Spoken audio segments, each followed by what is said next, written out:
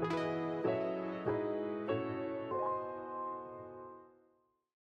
right, folks, I think we'll get started. My name is Terry Kearns. I'm a senior account executive with Revelwood. And joining me today for today's presentation is Ernie Goff. He's a senior pre-sales solutions consultant here at Revelwood. And we'd like to thank you all for joining us for today's presentation, From Data to Decisions, Harnessing Workday Adaptive Planning for Strategic Insights. So who is Revelwood? Quick background on Revelwood, and then we'll talk a little bit about Workday and get into the presentation. So Revelwood is we're a consulting firm based in Florham Park, New Jersey. And we have been a partner with Workday Adaptive Planning since 2017. We are an organization that focuses on business solutions for professionals in the Office of Finance and have been doing so since we're actually in our 28th year this year. And we're part of what's called the Select Partner Program for Workday Adaptive Planning. We have very deep expertise in the technology, both from a pre-sales perspective, a selling perspective, and also an implementation perspective. We've done over 300 successful Workday Adaptive Planning implementations, and again, very deep expertise in finance, the technology, and all that goes with that. We're very proud to announce for the second year in a row that Workday's selected us as the Solution Provider of the Year. And this is something that we take very seriously. It's not a checkbox item. It's certifications, it's successful implementations that we're measured on. So very strategic partner with Workday. So a little bit about Workday for some of you who may not be familiar with the company. They're a publicly traded software company, over $6 billion in revenue in 2023. And they earn very high marks from the trade publications, the analysts, Fortune 50. We're rated number one, most innovative companies and best place to work for. Again, from some of the trade pubs. In terms of adaptive planning, this technology that we're focused on today was founded in 2003 and was acquired by Workday in 2018. So today we talk about 6,500 plus customers, some smaller companies, some mid-size, some enterprise companies. It really runs the gamut, but we get very high user ratings. Talk a little bit more about that in just a second. We like to point folks to the Gartner Magic Quadrant, among other analyst sources, in that we're always in the leader quadrant. We do very well there. Number one in ease of use, that's really important part of our value proposition to companies, is the ability to bring it in and train folks and implement and administer the system by finance folks. Forrester rates us number one in terms of customer experience. BPM Partners, number one in customer sat. So these are really great marks. We love to have our customers and our prospects, research these different analysts and how they position Workday Adaptive Planning in the market. So when we talk about customers, again, I mentioned 6,500 customers in a variety of different vertical industries. And many of our customers are making the journey from Excel to a purpose-built solution for budgeting, planning, financial reporting. Excel is a great solution to a point, but at some point companies hit the wall with it. They want to expand the number of users, make it a more collaborative solution. They want to scale, and Adaptive is the perfect solution for all size companies to do just that. When we talk about the technology itself, Adaptive Planning was the original cloud solution in the marketplace. It's always been in the cloud, which means that it's not a company that's trying to transition their existing on-premise technology over to the cloud. They've always been there. So when you look at solutions like this, we talk about intelligence within the product, the ability to scale, the ability to smartly understand how models work, and how they scale both to data and to users. And today, more than ever, companies are needing flexibility as they look at the future and they look at different potential changes of an organization, whether it's from an investment or acquisition or a variety of different scenarios. The ability to be flexible in terms of what if analysis and modeling is a key capability of a solution like adaptive planning. And I'm going to focus again on ease of use. This is one of our key differentiators, is the ability to implement the solution, get folks up and running quickly and successfully, and deploy this to different types of users to participate in the budgeting planning process. So with that, I'm going to pass to Ernie just to take us through his agenda for the presentation, and then we'll jump in and take a look at adaptive planning. All right, thank you, Terry. I'm going to share my screen. And what we're looking at here is a landing dashboard for a typical Workday Adaptive Planning deployment. We talk about strategic insights, right? We're talking about where you start answering the question of what comes next, right? After you process the month end, after you get your long range plan, after you start looking at the things that are going on in your marketplace, how do you pull that all together to really take all of that data and transform it into the information that you need to make decisions? And as we go along today, I'll tell you a little bit about the Workday Adaptive Planning platform and show you some ways that Adaptive can handle some of the things that are difficult to do in Excel. So before we really kind of go under the hood, just want to kind of cover some of the foundational elements of Workday Adaptive Planning that you'll see time and time again throughout this demonstration. We have versions here, and as Terry said, scalability is a key differentiator for Workday Adaptive Planning. You can have unlimited versions here, and I'll show you a little bit later how you can create a private version in order to look at, to gain insights on some decisions that you need to make.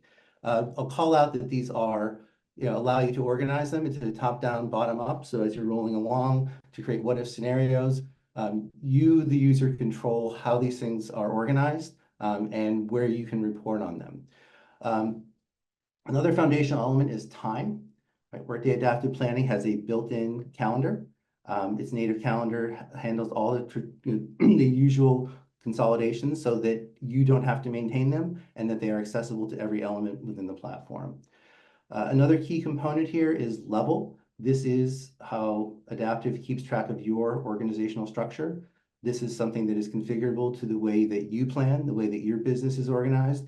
And a lot of, in the context of what we're talking about today, this is where you would go to simply add user empowered, simply add a level if you wanted to say model a new business unit. Okay, I'll talk about the fourth element, accounts, as we go. It shows up in many places. So what I invite you to take a look at here is just kind of the basic experience for every user. Advantage of being on the cloud is a shared experience. And this is also the endpoint. This is where you would deliver the insights. I'd like to start with the end in mind so you can get a sense of how some of the other sheets would eventually flow into these dashboards. So here we're looking at a business summary, just some classic KPI cards. These are things that users can use accounts and time and level and version to model.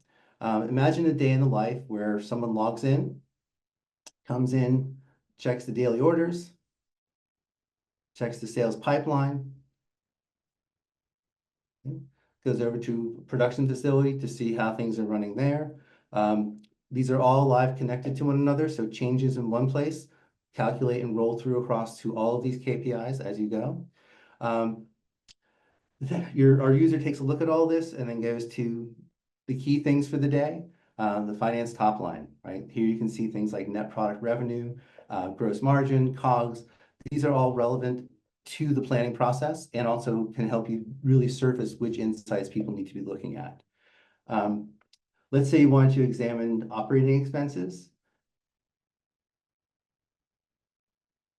Adaptive has a native drill function where we can just simply with a click go in and drill down into departments to see what makes up that 6.3. We can see here that our sales north is way ahead of everybody else. We'll take a look at that as we go through. But this native drill down is very powerful. This is not anything that a user has to configure. This is automatic. As soon as you configure the relationships, all of the drills are functional. I'll show you an example of how that works as we a little bit later on.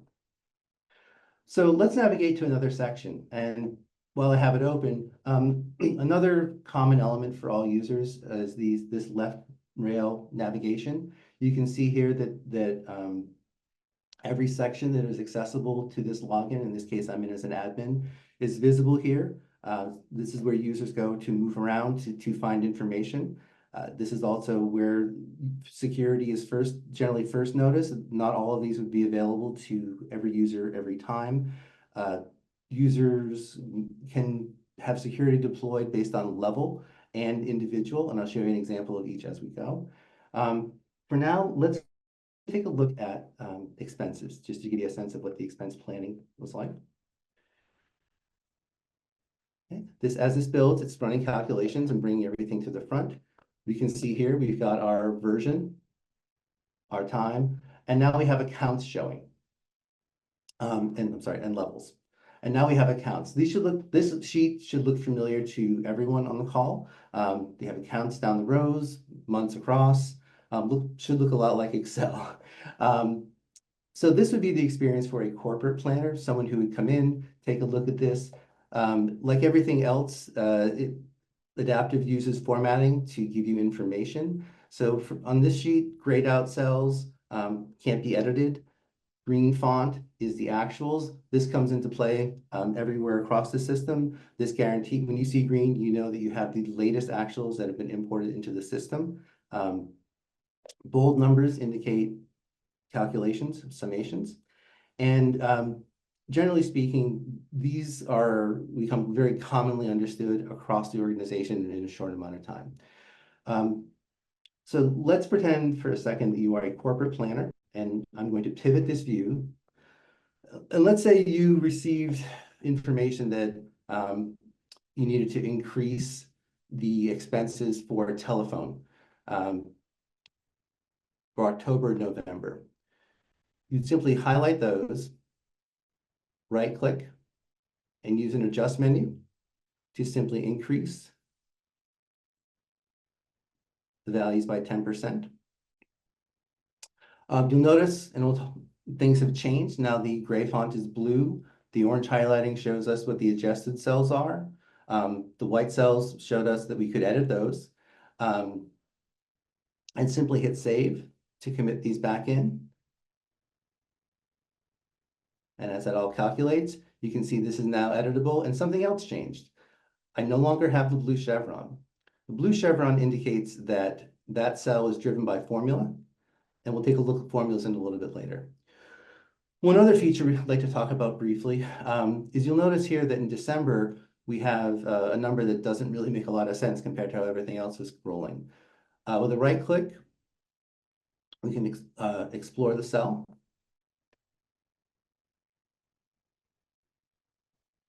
And we'll see this Explore menu in many cases, but the Explore cell gives us a lot of information about what's going on in the cell. For right now, I just want to show you that you can audit all the information that's been entered into the cell with a couple of clicks. So this is building up all the entries. And you can see at the beginning that our director of FP&A made a change, and then I've been looking at it off and on ever since. That's a great way to keep track of who made changes in the system as you're moving through it. Now I'd like to show you another quick scenario. Let's say you're a manager responsible for planning sales north. And pivot the view again. And you can see the formatting changes again to things we can edit and things that we can't. We've also have a new color chevron here. This is what we call a cell note. And this is something that will pull through to reporting. This is a great way for your users as they're making changes and thinking about things to add information to keep track of what's changed, what's generating an insight. So let's take a quick look. Many of us will use standard supplemental sheets for planning. Let's say you wanted to plan travel expenses. Part of gaining insights is capturing information and modeling it.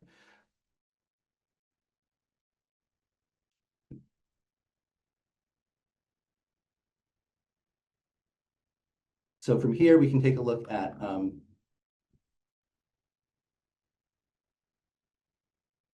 travel expenses. Let's navigate to our travel sheet. Okay. We had $800 in June. And you can see here that that $800 came from a series of decisions that were made by an end user. This is an example of a modeled sheet. And what this lets you do is create accounts across the top that capture the business decisions and apply those business decisions against assumptions that were set globally. So as you're gaining insights, you are able to use Adaptive to capture new assumptions and push them out through the sheets. Okay. Similarly, you can use a modeled sheet for workforce planning. And where this can help you with insights is here. You can see that we are planning the same things that you would plan for your staff. But let's say you've got all of the basic information you need: title, position ID, tax residence, comments, start dates, end dates, hours per week, plans. When you're thinking about gaining new information, let's say you opened up a new office and you wanted to plan somebody into a new state, you would simply come in and make a business decision here by using a drop down. Or if you want to have someone working across multiple states, you can come in and split the row further and then add the person to a different department and readjust their percentages to make the change here. Let's bring them down from 50, 10, and then we can copy that to the end and hit save. So with a few clicks, you can enter the impacts of adding a new budget. One of the other features that is really handy on these modeled sheets is taking a look at the row details. I like to take a look at Social Security expenses here because we know those all know those have an automated function as the FICA cap is hit. And you can see here that a user can just make a business decision, enter somebody in, and the expenses will track until the cap is hit and then restart again the following year. So these are some of the tools that you can use to capture insights and bring them into your expense planning. One of the things I mentioned earlier was assumptions. These travel assumptions are set centrally. This is an example of a user-defined sheet. Only specific users in the organization are allowed to set assumptions so that you can have a central team who is gathering information and modeling it and then propagating it out into everyone else's expense model. That's a great way to capture and centralize those insights and bring them out safely and securely and uniformly to your teams. Adaptive is great at this kind of collaboration. And you can see that these are also set by level so that if you are working in one area or have different rules in different places, you're able to easily capture that and get it out to the other teams. How does all this happen? This is all user managed. Most adaptive teams are, after their initial implementation, do go in and do their own maintenance. This is just an example of the areas of control. Teams can create their own versions. They can manage their levels and dimensions. They can manage and create new accounts, different allocation and elimination rules. Adaptive is very easy for users to manage and to extend. And it all starts with the same interfaces that the implementation team does. It was designed for and really is supported by business users. So unlike a lot of other systems where you might need to have multiple people, as you gain insights and need to modify your models, Adaptive gives you the power to make those changes independently. Now the next sheet I'd like to take a look at is a little more complicated. It's also a great example of, and I'll use it to show you an example of how to capture an insight. What we're looking at here is a revenue planning sheet. You can see we have different kinds of accounts down the rows. We still have our periods. We have our levels. But now we have two new things. We have customer and product, and their attributes, channel and product group. Customer and product represent two new dimensions that have been brought into the planning process here. And what I'd like to show you is how we can turn this into a new insight sheet without really doing too much extra work and no additional coding. Let's say, for example, we wanted to add a new scenario, just to model a big unit change, right? We've got some information from the market. We know one of our markets is growing. So we're going to create that new scenario.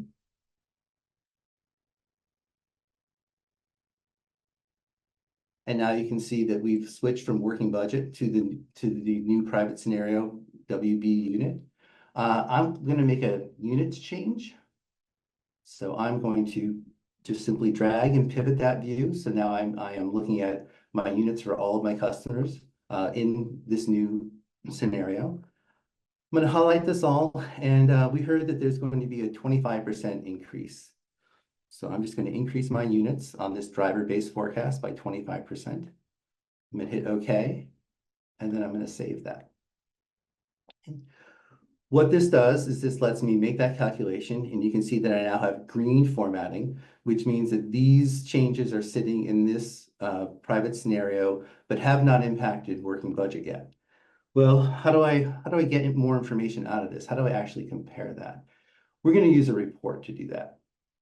And what I'll do is I'll show you this. This is an example of a matrix report, web-based report. And you can see here that we've got, our version 1, but now I can compare the version. We still have our level, we have our time. And this is an example of how you would make an impact across all of your reporting, right? Income statement, balance sheet, cash flow, and your financial metrics. And I would simply do that by going to working budget, expanding this, selecting the demo unit that I create, the demo scenario that I created, running my report. And now you can see I've created a variance based on that units change that hits my income statement and rolls all the way down to my cash flow. Just a few clicks, I've been able to take my insights, act on them, and model new changes based on that units change. If I were like that look, I could then just commit this WB unit version back into the main working budget scenario, and that change would be accepted. In all cases, there's user privileges involved, and in business process coordination that that takes advantage of the team's normal working relationships. Let's continue on with reporting. This one should look familiar to everybody. Again, this is a variance report. Again, level, time, comparative versions, accounts down the rows, and lots of information. Right now we're looking at March 2024 compared to year-to-date March. And we can see that conditional formatting is showing us that there's lots of hotspots, lots of information to look at. You can also add different types of flags, right, to manage the level of variances, acceptable, unacceptable. Over here in the accounts, you can see we have footnotes. They talk about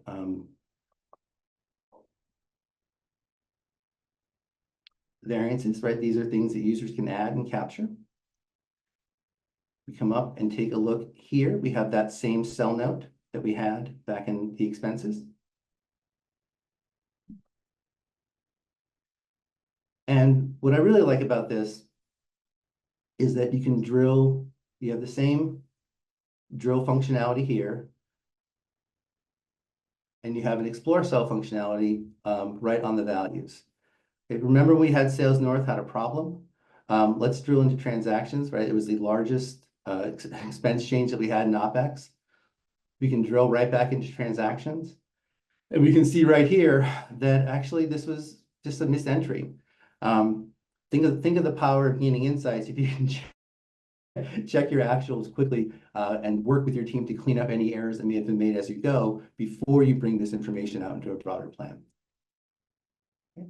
Reporting is also very easy to create for users. Let's take a look at how you would make a report.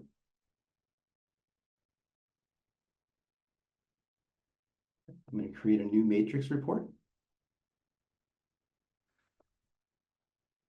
And here we're going to go through all of the foundational elements. So let's make an expense report from our GL. Just all drag and drop menuing. For time, let's look at Q1 from our default time hierarchy. Drag that over on the columns. We definitely want to look at the total company, but let's make this also something we can parameterize. And then we definitely want to compare versions. Let's start with actuals, and then just our current working budget. And then I'd like to get a variance here on this. So I'm going to bring the difference over. And I don't like how that looks, so I'm just going to amend that with a couple of clicks.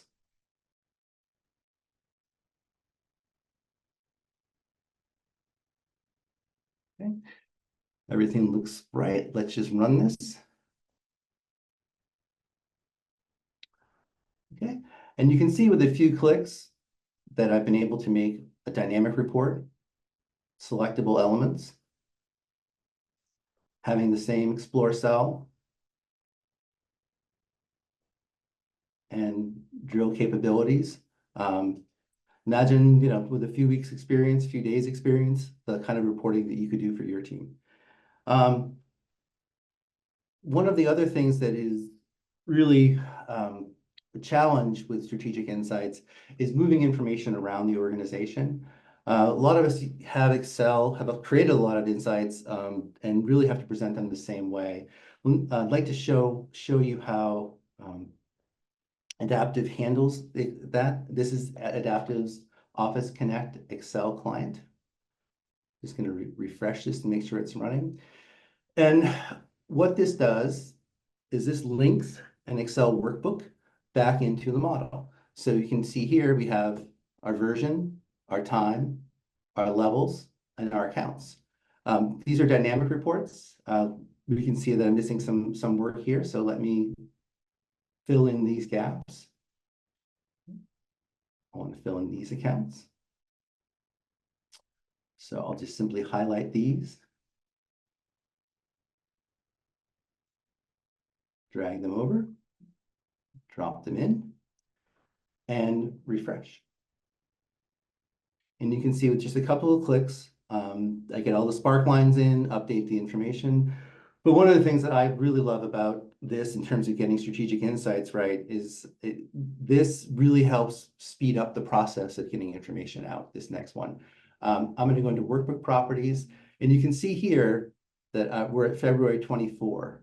Imagine what it takes you today to go through a whole workbook and to get a new idea out there, to get something new propagated, all the ticking and tying and checking you have to do. In Adaptive, I simply just have to go to the calendar, create a new month end, select OK, and refresh my report. And all the information and the relative time periods changes over. In terms of managing strategic insights, Workday Adaptive Planning lets you build them up very quickly, lets you create new versions, new reports rapidly, and lets you bring it back out into your existing reporting format. Terry, that's about what I had for today. Back to you.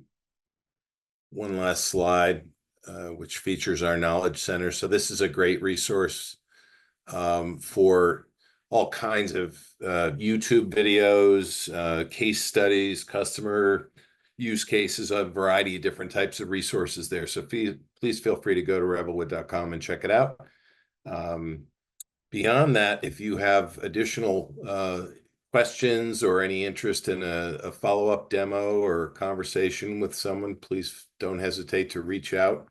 And that's my contact information there. And if I'm not the right contact, I'll put you in touch with the right person there. Just in the last couple of minutes that we have, if anyone has any questions, feel free to pop them in the chat. We'll give it another minute, see if anyone's got any questions there. If not, we'll let you get back to your day. But yeah, looks like there are no questions. So we want to thank everyone for joining us today. Appreciate your time and attention, and look forward to chatting with you down the road. Thanks very much. Have a great rest of your day.